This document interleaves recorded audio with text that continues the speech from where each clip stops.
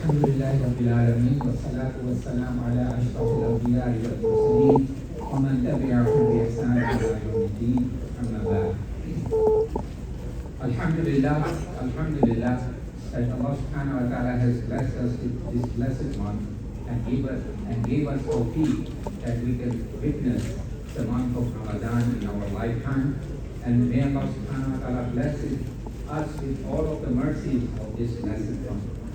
With the command of Allah subhanahu wa ta'ala, as we submit to Allah subhanahu wa ta'ala from dawn to dusk, for abstaining from all that is halal for us otherwise in this month. And then Allah subhanahu wa ta'ala has ordained for us, has ordained everything for all of us. So when it comes to the family matters, we often neglect the very young in our family, and we are sometimes confused how to get them involved into this month of blessed month of Ramadan. So what Sahaba used to do, they used to make toys out of wood at that time, and they will keep them busy, and they will make them fast so that, and distract them with the toys so that they play around and do not feel the hunger and the thirst, and let them fast as much as they can. And as you know, that fasting is obligatory to the ones who are of the age of puberty. But if they are very young, 4, 5, 6 years old, to encourage them and to involve them in this process and get them used to knowing the month of Ramadan, we can have them fast from like morning, from breakfast time to snack time, or breakfast time to lunch time.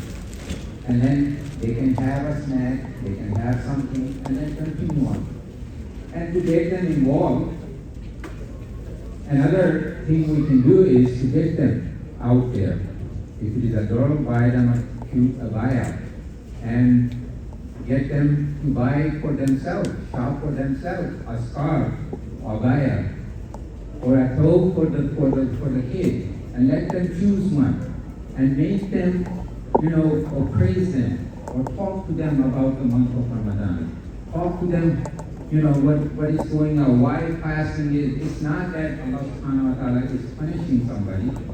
It is that He loves us, and we in turn love Allah subhanahu wa ta'ala.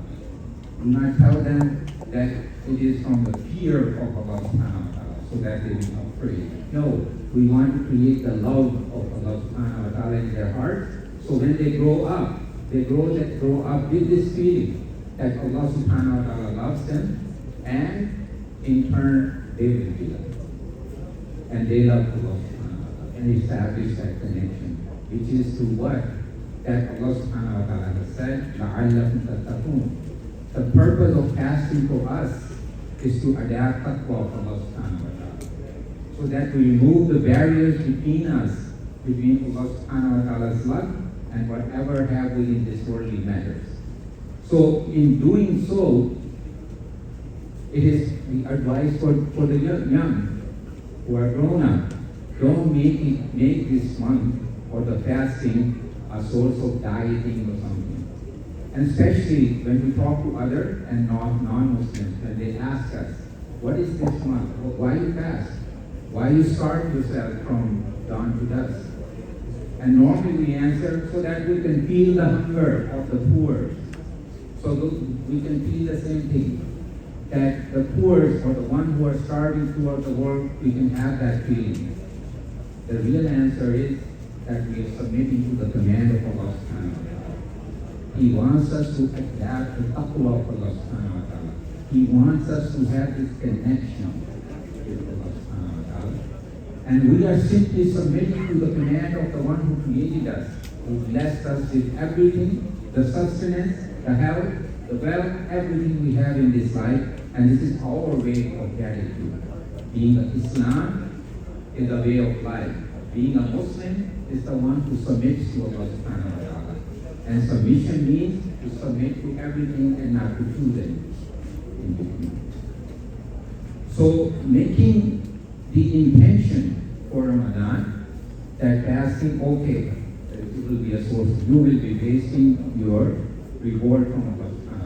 Have this conviction in your heart that these 29 or 30 days, whatever I am abstaining from, it is for the love of Allah subhanahu wa ta'ala.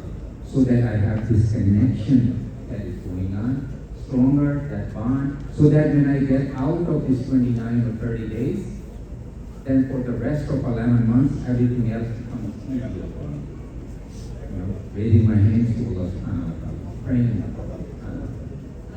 And the hadith we often hear during this month, Man Sama Ramadan, Imanan wa Ihtisaban, Ghufira lahu ma taqaddama min dhanbi. So the two conditions that are made there, that whoever fasts, is number one is Iman and Ihtisab. Ihtisab means having good, something returned from Allah subhanahu wa ta'ala, expecting something good from Allah subhanahu wa ta'ala. Then his previous sins are forgiven. But those sins are the minor sins. We still have to work on the major ones. We still have to but this is the basis.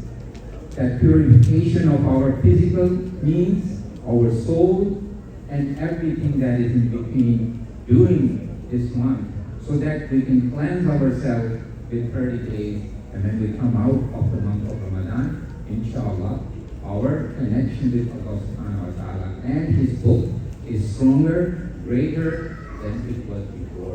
And inshallah, this is the intention we should have before we have